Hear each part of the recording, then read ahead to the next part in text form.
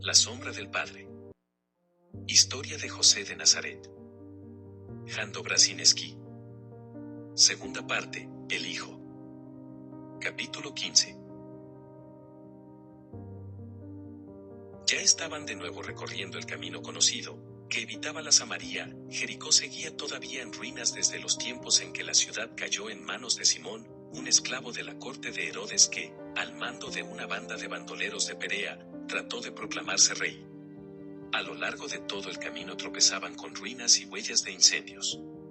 Pero había vuelto la paz y la gente trajinaba en la reconstrucción de las viviendas destruidas por el fuego y en la repoblación de árboles para sustituir los abatidos.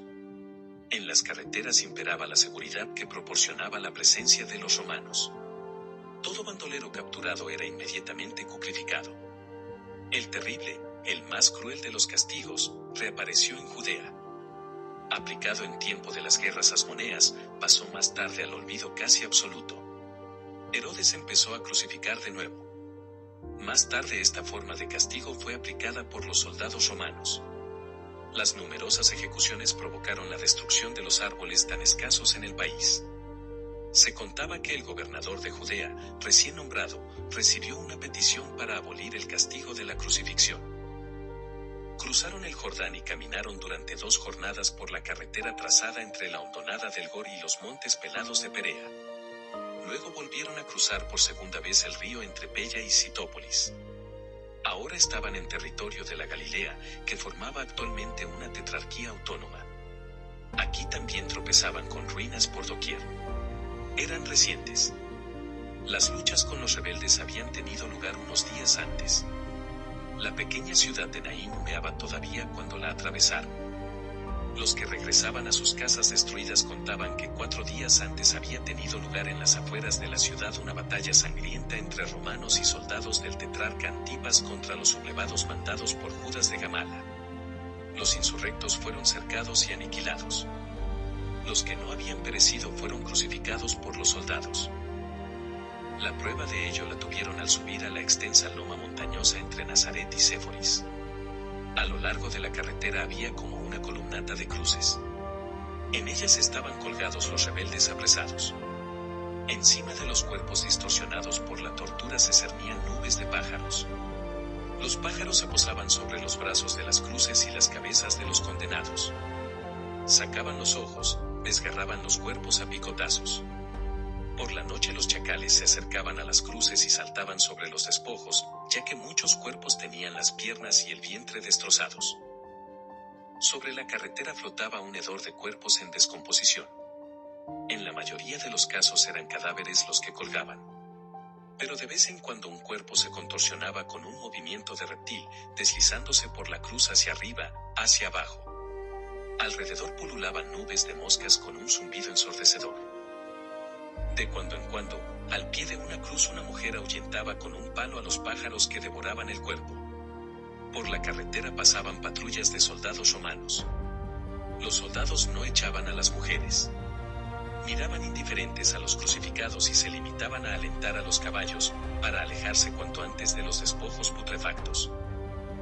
En el montículo, allí donde se bifurcaba la carretera bajando por un lado hacia Séforis y por el otro hacia Nazaret, colgado en una cruz más alta que las demás había un hombre y, sobre su cabeza, una tablilla con una inscripción. Afectados por el espectáculo monstruoso que se ofrecía a sus ojos, trataron de cruzar cuanto antes el bosque de cruces, sin embargo aquí se detuvieron.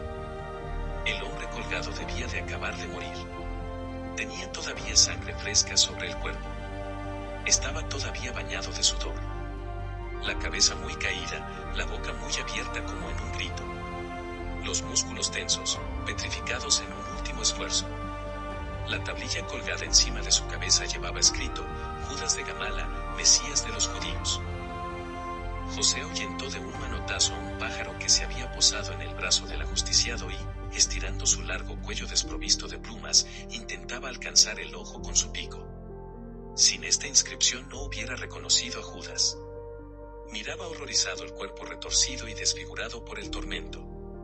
No parecía aquel hombre rebosante de fuerza y de confianza que le exhortaba en otros tiempos a ser uno de sus partidarios.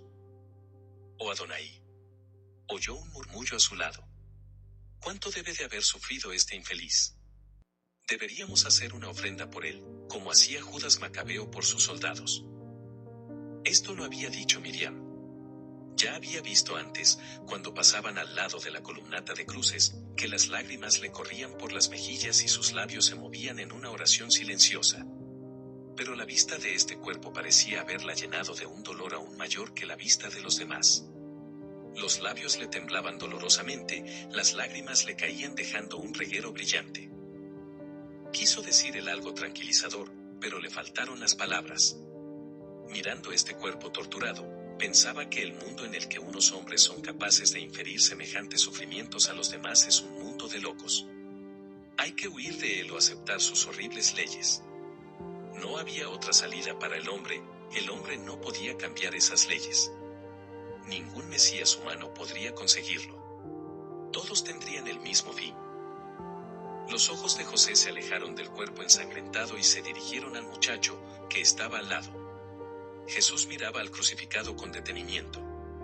Su mirada parecía resbalar lentamente como por unos peldaños, desde la tablilla encima de la cabeza caída, hasta las muñecas atravesadas por los clavos, desde el pecho hinchado, hasta el vientre tenso, hasta los pies clavados. Se podría pensar que el muchacho deseaba ver cada detalle de la ejecución para conservarlo en la memoria. A José le pareció percibir terror en esta mirada, pero también un algo de voluntad inflexible. ¿Quién era él realmente? Se hizo esta pregunta, él, que le llamaba Abba. Si ha de ser un mesías humano más, como aquel que cuelga de una cruz, entonces le espera una derrota inevitable. Nada le liberará de ella.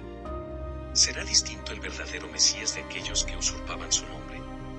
Todo esto tuvo un inicio milagroso. Pero ahora la vida proseguía como siempre, normalmente. Todo era demasiado complicado de entender. Ya hacía tiempo que desconfiaba de la posibilidad de comprender los misterios que le habían encargado ocultar. Sentía únicamente que estaba indisolublemente ligado a estos misterios. No solo por el hecho de haber sido llamado.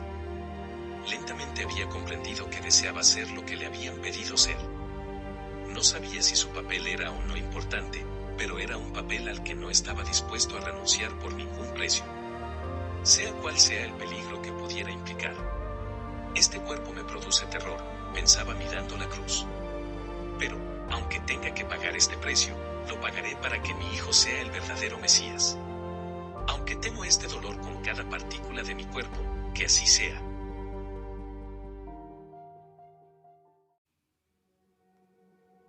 Gracias por habernos escuchado. Nos puedes encontrar en Facebook, Telegram, YouTube y otras redes como AOPD, Asociación de Oración por los Difuntos. Bendiciones abundantes.